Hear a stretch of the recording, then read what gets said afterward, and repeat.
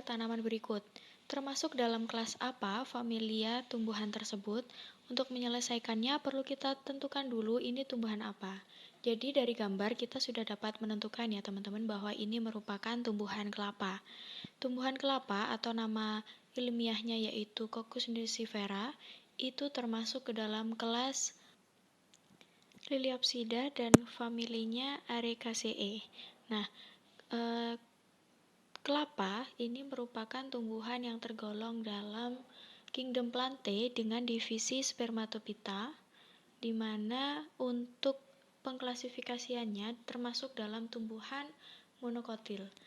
Jadi, kelapa ini termasuk tumbuhan berkeping satu untuk kotiledonnya, dan dia memiliki karakteristik yang mirip dengan tumbuhan monokotil yang lain, seperti batangnya dia tidak berkambium.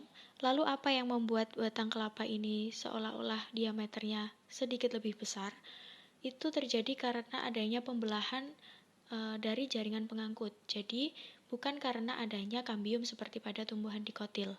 Selain itu, tumbuhan kelapa ini memiliki daun yang dengan pertulangan yaitu sejajar dengan akar serabut. Tumbuhan kelapa memiliki bagian batang yang strukturnya berbeda antara sisi luar dan juga sisi dalam. Semakin keluar itu strukturnya dia semakin keras, sedangkan bagian yang menuju ke sentral itu akan dia semakin lunak.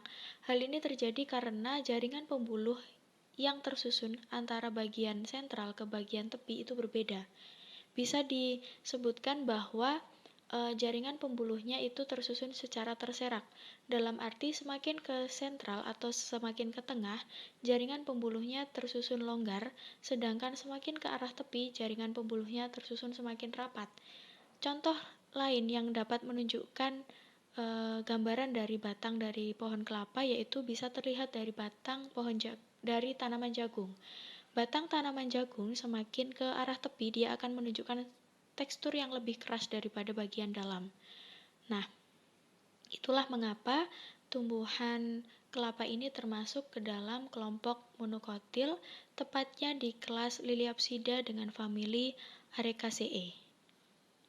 Tumbuhan monokotil seperti kelapa ini memiliki buah berupa buah kelapa, di mana di dalamnya itu terdapat cadangan makanan atau endosperm dalam bentuk padat dan juga dalam bentuk cair. Endosperm cair yang kita kenal sebagai air kelapa itulah salah satu bentuk dari cadangan makanan bagi pertumbuhan biji si tanaman kelapa ini. Semakin tua tanaman kelapa, biasanya cairan ini lama-kelamaan akan semakin habis.